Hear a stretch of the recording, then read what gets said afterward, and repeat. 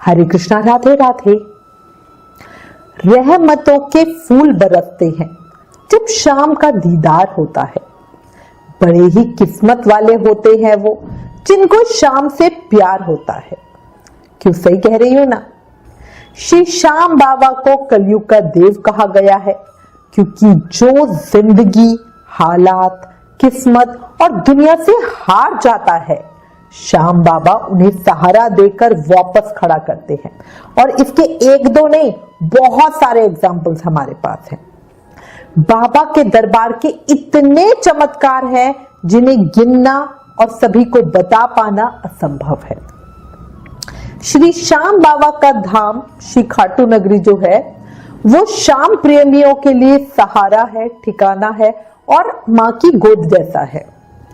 कोई भी श्याम प्रेमी वहां से जाकर वापस तो नहीं आना चाहता। हर किसी को लगता है बस थोड़ी सी जगह मिल जाए, मैं यहीं बस जाऊं। श्याम बाबा के दीदार, उनकी एक झलक पाने के लिए भक्त मीलों लाइन में खड़े होकर आते हैं, अपनी खाली झोली भरकर जाते हैं। ऐसे ही नहीं कि दर्शन की ओर चले गए। बाबा का चमत्कार सिर्फ खाटू धाम तक सीमित नहीं है। हर कोई जो भी अपनी जिंदगी में परेशानियों से, अपने हालातों से हार गया है, बाबा उनको मदद करने उनके पास जाते हैं। बस जो भी भक्त हैं वो बाबा को दिल से बुलाए, मन से बुलाए और मतलब उनकी पुकार में वो दर्द होना चाहिए, तभी तो बाबा उनके पास दौड़ा आएगा ना।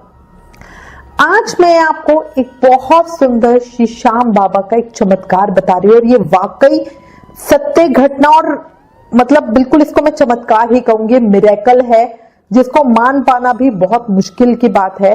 बट ये मैं आपको प्रूफ के साथ बता रही हूँ और ये घटना कोई बहुत पुरानी नहीं है, अभी 2022 लास्ट ईयर की ही है।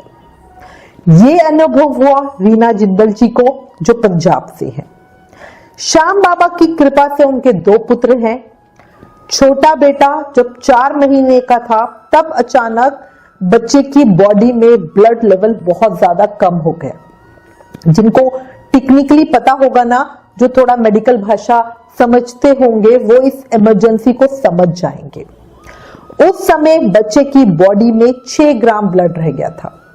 डॉक्टर ने उसे आयरन की दवाइयां दी, इंजेक्शन वगैरह दिए, बट उस दवाई का बच्चे पे कोई असर नहीं हुआ।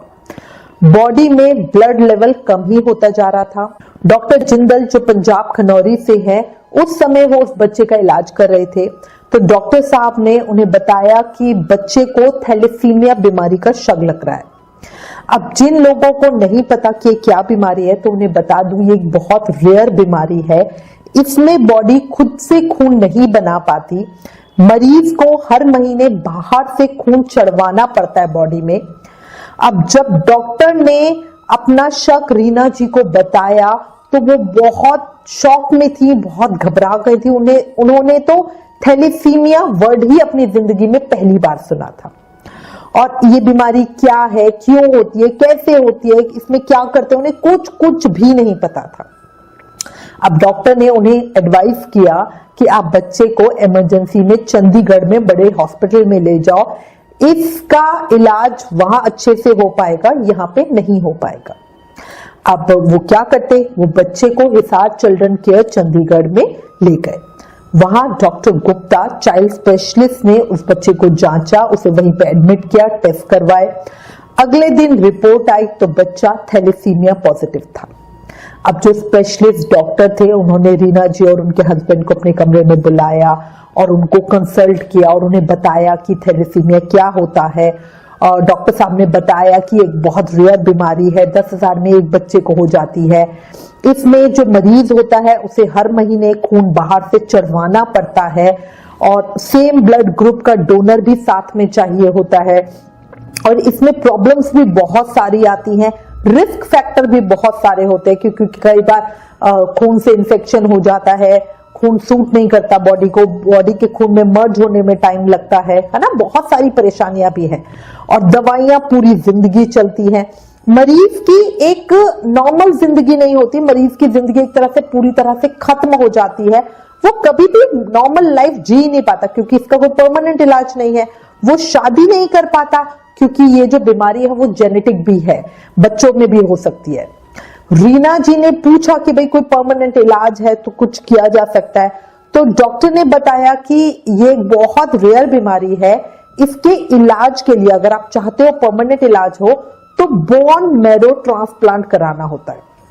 बोन मैरो क्या होता है, हमारी हड्डी के अंदर एक लिक्विड होता है, उसी वही मदद करता है खून बनाने में, है ना। तो अब उन्होंने बोला, और रीढ़ की हड्डी में होता है, तो ये बोन मैरो ट्रांसप्लांट करवाना पड़ेगा। और जो ये बोन मैरो है ये हमें किसी और से लेना होता है, और जिससे हम डोनर से लेंगे वो डोनर रिलेशन में ही होना चाहिए, ब्लड रिलेशन में। और ये जो बोन मैरो है ये भी हम सिर्फ तभी लेंगे जब 100% मैच हो। और जो ये पूरा ट्रीटमेंट है ये बहुत महंगा है, इसमें बहुत खर्चा आता है। सिर्फ ऑपरेशन का ही 40 लाख की करीब का खर्चा बताया गया, जिसमें सक्सेस की भी कोई गारंटी नहीं थी।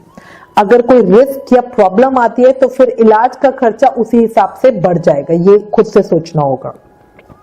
अब रीना जी और उनके हस्बैंड बहुत दुखी थे, बहुत परेशान थे, करे तो क्या करें, क्योंकि इतना महंगा इलाज करवाना और वो भी पूरा रिस्की, और पूरी जिंदगी महीने ब्लड लेते रहना, ये सारी ही अपने आप में बहुत बहुत बड़ी प्रॉब्लम है और बहुत रिस्क से भरा हुआ काम है।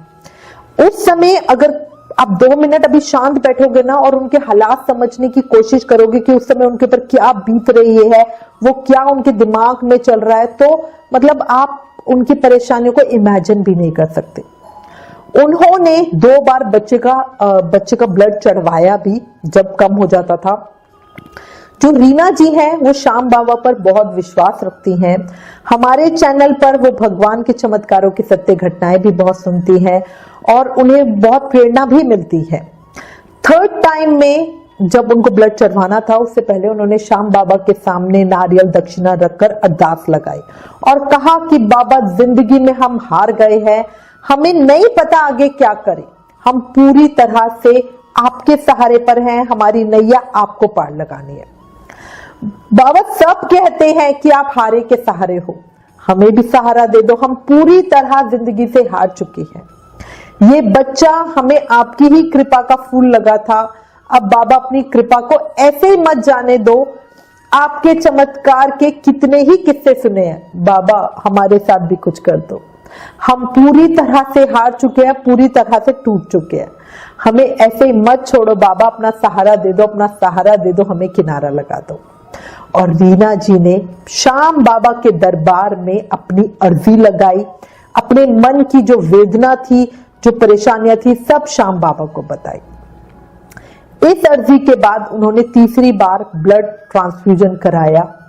उस समय जब ब्लड ट्रांसफ्यूजन हो गया तो डॉक्टर ने उन्हें बोला कि 21 दिन में आके टेस्ट करवाना और बच्चे के ब्लड लेवल पे नजर रखना। 15 दिन के बाद रीना जी ने बच्चे का टेस्ट करवाया तो ब्लड लेवल बिल्कुल ठीक था। फिर 26 दिन के बाद उन्होंने दोबारा टेस्ट करवाया, तब भी ब्लड लेवल बिल्कुल ठीक था। फिर उन्होंने 40 दिन में दोबारा टेस्ट करवाया तो वो भी एकदम नॉर्मल था, बिल्कुल ठीक था। मेडिकल भाषा में HPLC टेस्ट होता है, उसकी रिपोर्ट होती है जिसमें थैलेसीमिया का पता चलता है। उन्होंने फिर से वो टेस्ट करवाया और चमत्कार, वो रिपोर्ट बिल्कुल नॉर्मल थी। इस बार बच्चा थैलेसीमिया नेगेटिव था। बाबा श्याम ने ऐसा चमत्कार किया कि साइंस भी फेल हो गई। बच्चा बिना किसी ट्रीटमेंट के बिल्कुल ठीक हो गया और ये श्याम बाबा की ही कृपा थी। डॉक्टर्स भी हैरान थे और बिल्कुल सरप्राइज थे कि कैसे हो सकता है। और बिलीव मी, इस घटना को बताते हुए इस समय मेरे रोंगटे खड़े हो रहे हैं, मैं अपने खुद के हालात आपको नहीं बता सकती। कान्हा जी के श्री चरणों में मैं रीना जी और उनके पूरे परिवार के लिए सच्चे दिल से प्रार्थना करती हूँ, बाबा ऐसी ही अपनी कृपा और आशीर्वाद उन पे बनाए रखे। रीना जी के हस्बैंड अब श्याम बाबा पर बहुत ज्यादा विश्वास करते हैं और ये करना स्वाभाविक भी है। जिसने भी इस घटना को सुना उन सबको अपने अंदर एक अलग विश्वास सा महसूस हुआ। आपका क्या हाल है अभी मुझे कमेंट करके बताना, ये सुनकर आपको कैसा लग रहा है। बहुत बहुत बड़ी बात है कि एक जो इतनी खतरनाक और रेयरेस्ट बीमारी, और अगली रिपोर्ट में वो नहीं है और आपकी स्क्रीन के ऊपर इस समय रिपोर्ट्स आ रही होगी। अगर कोई भी मेडिकल टर्म्स को जानता है तो वो इस रिपोर्ट्स को पढ़ सकता है, वो देख सकता है कि पहली रिपोर्ट में बच्चा पॉजिटिव आया है और दूसरी में नेगेटिव आया है। अब इस रिपोर्ट को देख के एक जयकारा तो बनता है, बोलो खाटू नरेश की जय, हारे के सहारे की जय, श्याम बाबा की जय, जय श्री श्याम। अच्छा, अब है ना, कुछ लोगों को ऐसा भी लगेगा कि भाई ये तो सिर्फ रिपोर्ट या टेस्टिंग में गलती की वजह से भी हो सकता है, ये हो सकता है कि रिपोर्ट्स ही गलत आई हैं।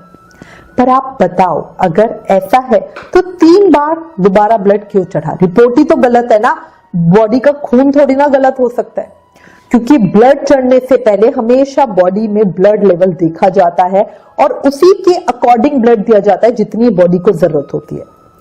स्क्रीन पर आपको बच्चे की पहले और अब की दोनों रिपोर्ट दिख रही होंगी।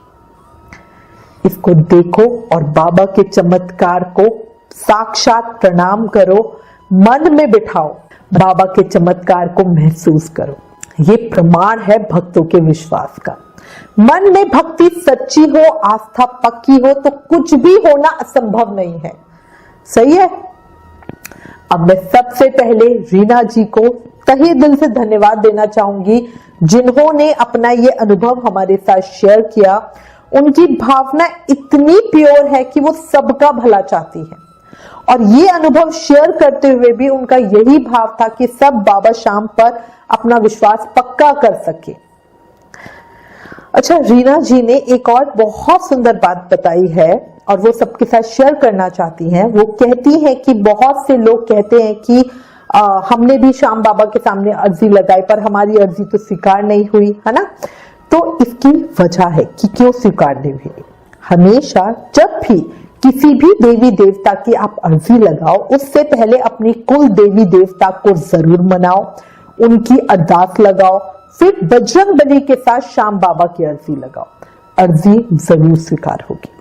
जैसे रीना जी ने अपनी कुल देवी के सामने सबसे पहले बच्चे का माथा टिकवाया था, उनको मनाया था, फिर बजरंग बली का चोला चढ़ाया था, भोलेनाथ का अभिषेक किया था, फिर उन्होंने श्याम बाबा की अर्जी लगाई थी, उनके सामने अपनी अरदास रखी थी। देखो, ऐसा कहा जाता है कि जब आप अपने कुल देवी या देवता को मनाते हो, उसके बाद बजरंग बली के साथ श्याम बाबा की पूजा करते हो तो उसका फल तुरंत ही आपको मिल जाता है। बहुत सुंदर बात है, मन में बिठा लो।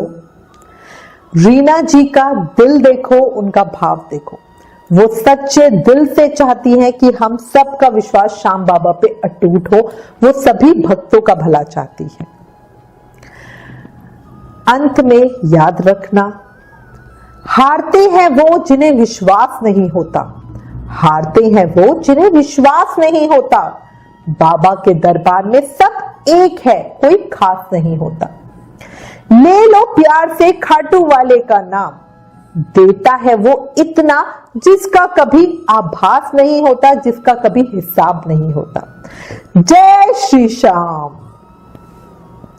अगर श्याम बाबा के चमत्कार की इस सत्य घटना ने आपके मन को छुआ, आंखें कुछ नम हुई, दिल की धड़कनें बढ़ी, शरीर में कंपन हुआ, तो प्लीज इस वीडियो को ज्यादा से ज्यादा शेयर करें।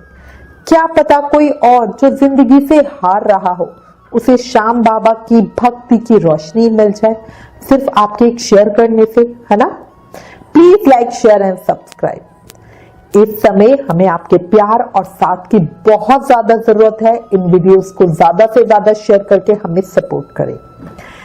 Thank you. हरे कृष्णा।